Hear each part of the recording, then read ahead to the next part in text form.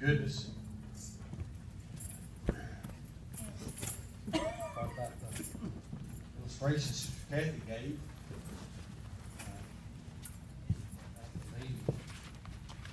Being ready. Yeah. I'm not expecting her to be that ready. I thought we need to be ready, church. That's right. Ready. Amen. We need to be ready. Yes, we do. And I thought, we should be anxious for the coming of the Lord. Yeah. Still, I've said it before, but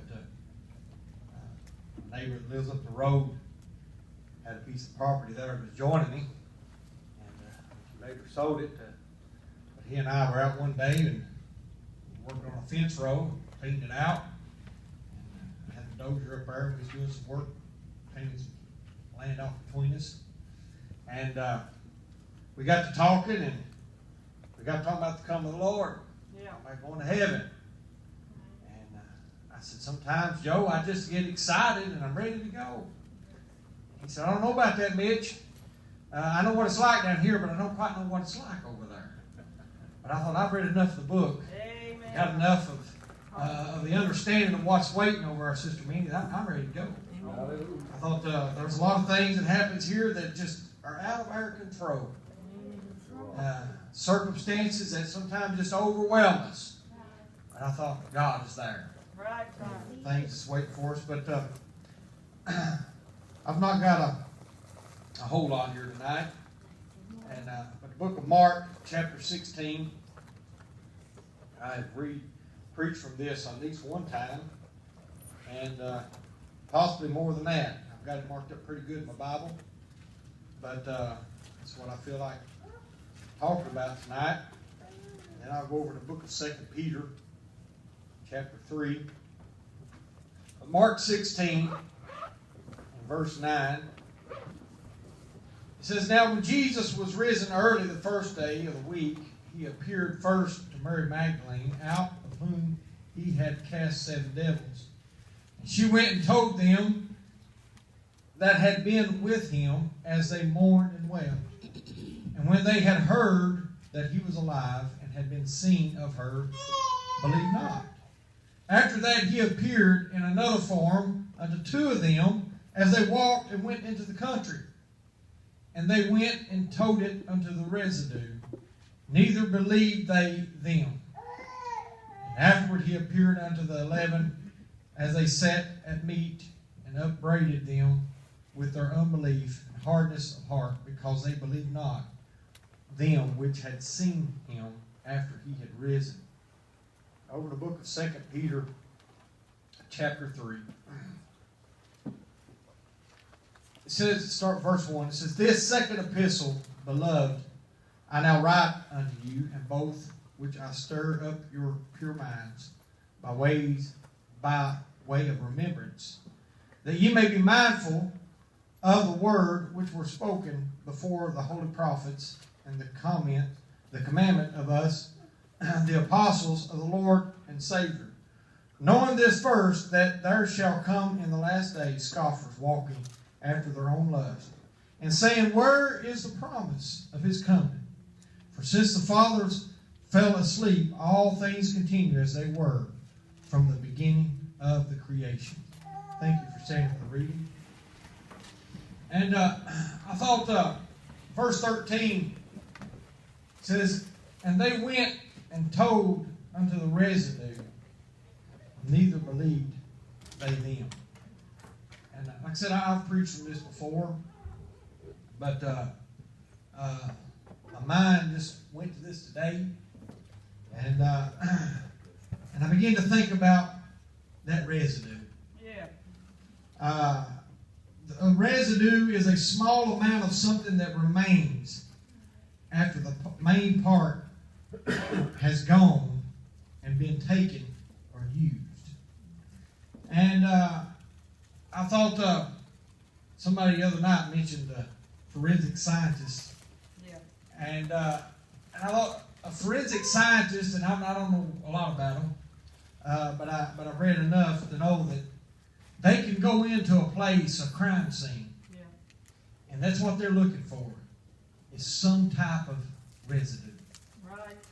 Whether it be gunpowder or a little spot of blood, a piece of hair. I mean, just anything that they can find that can prove that the crime happened there. Yeah. Or that the person that they felt like was guilty was there.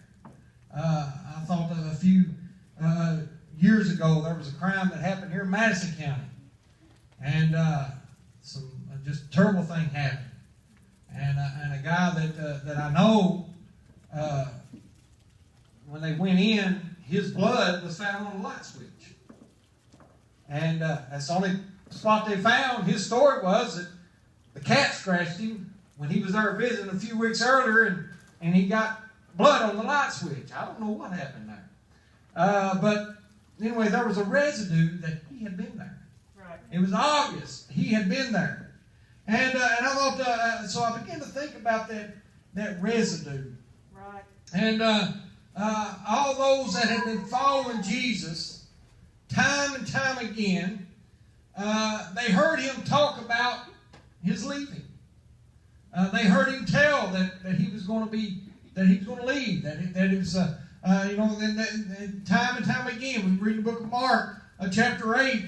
We can read how he sat down and he began to teach them of the things that he was going to suffer. He explained this to them. And now that he's gone, and it seems like all their hope is lost. And but the Bible says they went back to the residue. Those that had been scattered abroad after he departed. You know, he had a great following while he was on earth. But after he was crucified, he was put in the grave. They lost hope. They didn't see no reason to stay around. And I thought a lot of times we find ourselves in the same circumstances. We simply lose hope. Circumstances can come and they can get a little hard against us, or maybe things don't happen like we think they should, and we lose hope. But I thought that I'm here tonight just to tell us we can't lose hope. Right. We've got to keep faith in God. I thought a lot of people are simply giving up on God. They have quit looking for the returning of God. Right. And I thought we read over here in the book of Mark, and chapter 4 says, chapter 3, verse 3, it says, knowing this first, that there shall come in the last days scoffers walking after their own lust, and saying, where is the promise of his coming? I thought, we're living in a time, and it's said a lot, but everybody that dies, they went to heaven, no matter how bad their life was, and we all have that hope. But when your life you've lived your life and you've just shunned away from God, then there's a chance you ain't going to make it. A big chance you're not going to make it. And I thought, but whenever we've lived our life with God, then we can look and we can say, they made it. And I thought, I want to make it. And I thought, I don't remember what it was, but maybe a news thing during those volcanoes they was having over in Hawaii and different things. And you can fly over those volcanoes and even in a helicopter, and they say you can feel the heat coming out of those volcanoes as they erupt. And I heard a man, he was flying over one of those, and he looked down, and he said you can fly over those, and this is why some of those people believe there is a hell. He did not believe in a hell, but he looked and he said this is why some people believe there is a hell. Because he could feel the fervent heat as it come up out of the core of the earth. And I thought, we're living in a world where a lot of people don't believe there is a hell. That's right. They don't believe there's no punishment for their sin. And that's why they just live in any life that they want to. But the main thing is they have quit looking for the coming of God. Right. And I thought, but we are for him. And I thought a lot of times you talk about not many people left, and I thought that we can look and you go to a camp meeting, or they have the youth rally down in Tennessee, and you go to it and you see a couple, 2,000 or 3,000 people that's gathered around, and you think, man, there's a lot of people that still believe in God. There's a lot of people that's holding to God. But I thought in the world that we're living in, 2 or 3 people, 4,000 or 5,000 people is just a residue. Right. That's not very many people that's left. That is, and I know there's more people than just ones that we know, and the ones that go to maybe some things that we fellowship. There's a lot more people than that. But I thought there's still just a residue left that believes in God and that is looking for His coming. That's right. And I thought we're living in the time when people are looking away from God. And I thought, we see our loved ones getting further and further away from God. And I thought it seems like they don't want to have nothing to do with the presence of God. And I thought, and if we're not careful, we can get discouraged. We can give up hope. But I thought we've got to keep hope in God. Right. And I thought, sometimes if we could just simply get a hold of them, Brother Bill, and drag them in, we would. But we can't. We can't do that. I thought Colin was at the house yesterday, and he stayed all night with us, and both nights this weekend. But yesterday morning, me and him got up, and I got Logan's truck at the house I was working on, and I went back there, and I was in the garage working on it, and Colin was outside. I got a bunch of junk there that I've hauled in to scrap, and he likes taking that stuff apart. And I got him a drill, some screwdrivers, some pliers, and he was out there, and he was working on that, and his dad called and said, tell Colin to be watching for me. I'm coming to get him because he's got to get his room cleaned. And so I told him, I said, Colin, I said, we'll put the stuff up and watch for your dad. He's fixing to pull in the driveway and get you. And he said, I don't want to go home. And I said, but you've got to go home. And he said, well, tell him I don't want to. I said, he's your dad. And you're his son. And he said you had to come home, so you've got to go home. He said, yeah, but you're his dad. And he's your son. So you tell him you want me to stay, and I don't have to go home. And I said, oh, how? I wish it worked that way. Sister Kim, if only it worked that way. I'm your dad, and you're going to do what I say. But he's 29 years old. It don't work that way no more. And I thought I would like for it to. But it just doesn't happen that way. And I thought a lot of times we look at things and we see circumstances and we would like to control them. I went in the house and I told Sister Kathy, I said, boy, it'd be nice to work that way. I said, but if it did, that means Dad can still tell me what to do. But not in a bad way. But I thought we grow up. We become our own people. And I thought we begin to have an outlook on things. But I thought I want to be in that residue that is still believing in God. I want to be one of those that still got my hope in God. And I thought, I don't know about you, but I thought I want to be willing to reach for others. And I thought, a lot of times I stop and I think about the way things used to be. And I thought, sometimes I think about when my children were home and how things used to be. And it was nice. It was so easy sometimes. We had it difficult sometimes. But then I look at some of the older ones, the stories they told, and they had it harder than we had. And yeah, we struggled financially sometimes. We wondered where the next meal was going to come from a time or two. We've all faced those things. But I still look back and I realized I had my children under my wing. No, they didn't always do right. And yeah, I'm sure they done things that I wasn't aware of. They were kids. But still yet I was able to take them to the house of God. And bring them in and making sure they was hearing the things of God. And Sister Lord and my Brother Lester, they're still here. They bring Kinley, and I'm so pleased with that. They let Kylie come with us on Sunday mornings, and I'm tickled with that. But I thought I would love to be able to bring them back. But I can't make them. But I thought I know a God that can draw them. And I thought that as long as we are that residue, Brother Tom, as long as there's something there, and we've got a hold of something that's drawing. You know, it's so easy to get sidetracked and bent out of shape, if you would. But I thought, we can't allow those things to happen. And you know, I've said before, sometimes you get upset, you get aggravated, and you think, I shouldn't even help them.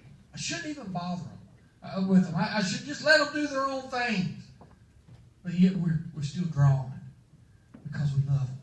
We want to see them in house God. Not just my kids, but even your kids, your family, your brothers, your sisters, whoever it might be that's lost. I thought as long as there's that residue. I thought they went back to them and they told them that they had seen Christ. And they had disbelief. But the Bible said the thing that got to me was when they went and told unto the residue. Yeah, they had lost their faith, but they were still there. There was still a remnant there that was still, there was something that they believed, and they stayed there.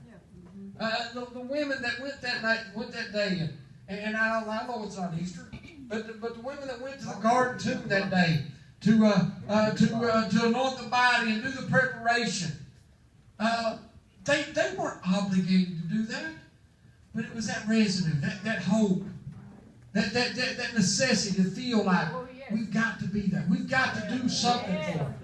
And I thought a lot of times we go through those struggles, and sometimes we go through those times whenever it's a struggle. But yet there's always that next push. Yeah. I've got to do something. I've got to be there. You know, and well, I don't know about you, but I thought I want God to be able to depend on me. I want Him to be able to know that I'm going to be there.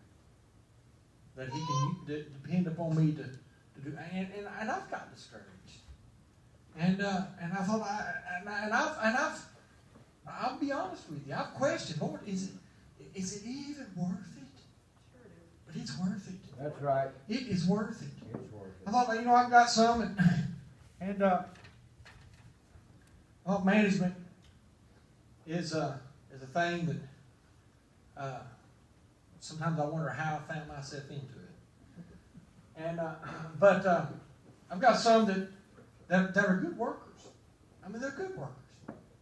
And the days that they're there, Brother Daniel, they're good workers. But it's those days that they just wake up and for some reason they decide, I don't want to work today. And they don't show up. But the problem with that is their job is still there that needs to be done.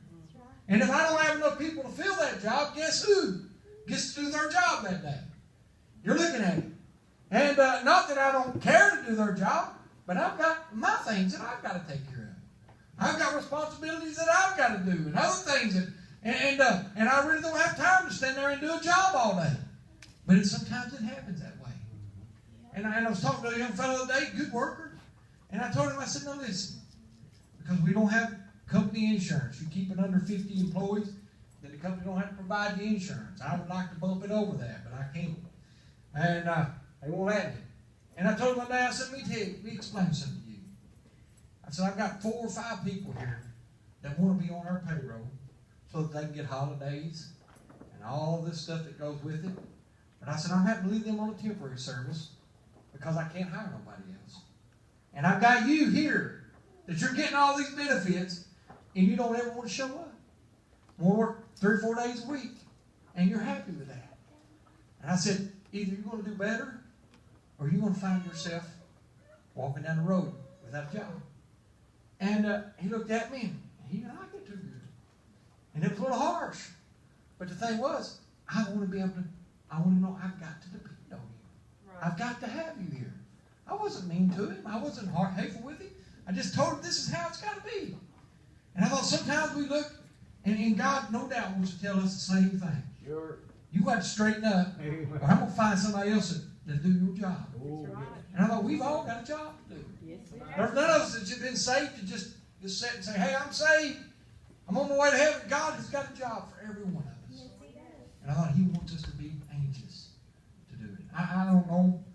I feel like I've just maybe went around circles, maybe some rabbit trails or whatever you want to call it. But I thought, this is all I've got tonight. I thought, we're that residue that's left. I thought we live in a world that's churchy. I mean, you run into anybody, and they might be unchurched, but they say, "Oh yeah, I'm affiliated, or I'm associated with, or I believe this," but yet they never go to church, never do nothing for God. But I thought, I don't know about you, but I want to be willing to be responsible enough that God can use me. And I thought by doing that, we could reach out to those that are wandered away, those that have drifted away. You know, like I said, what I think about sometimes, whenever I was young, and I don't like to think of myself as old.